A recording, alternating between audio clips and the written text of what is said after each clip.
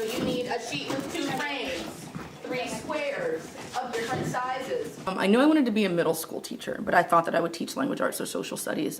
When I was in school, I did not particularly care for math. I didn't think I was good at it. I wasn't a math person, because that's what people say. I decided to become a math teacher when I came back as an adult to college. I went to PCC, and like most adults, I started out in remedial math, Math 75.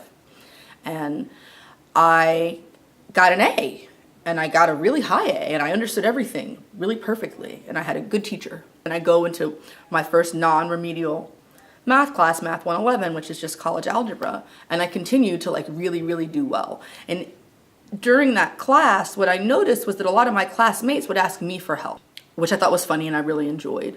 And at the time I was, looking into being a teacher, looking into the Portland Teachers Program and trying to decide which route I was going to go.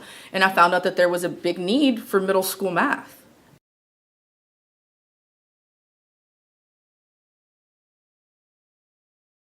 I think that math is Bob Moses talks about this in his civil rights, the Algebra Project, and talks about math as like a civil rights issue. In United States, American culture, the ability to do math is it's almost like being a wizard or something. That's how people view math in this country. Either you can do it or you can't. And that's acceptable in a way that it would never be acceptable to say that about reading. People aren't saying, oh, I can't really read. But people say all the time, I can't really do math. So some of it's a cultural thing. Women and students of color are historically so underrepresented in STEM fields. I mean, it's an equity issue, to be plain. It's the reason why girls and students of color get phased out of math is because there is a cultural representation that mathematicians are white men. There's a sense culturally that that's true, and so then we create a culture that looks like that.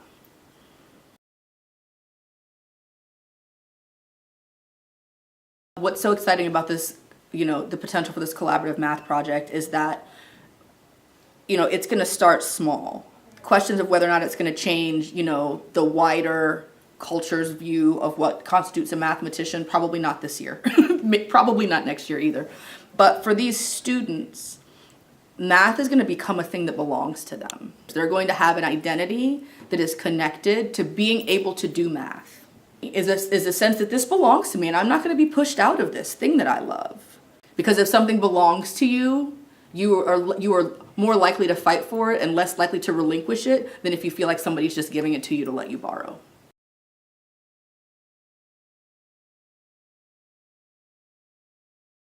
Our goal is twofold: to increase and deepen basic math skills, locate math and the worlds that participants are moving in. So then the third goal is to use that knowledge, use the math that kids have found in the world around them to create a bank of math problems and tasks that draw from the world around them. The reason why we want to get this bank of math questions is not just because I think that it's important for students to be able to collaborate with each other, but because we want to come together and we want to celebrate and share all the work that we've done.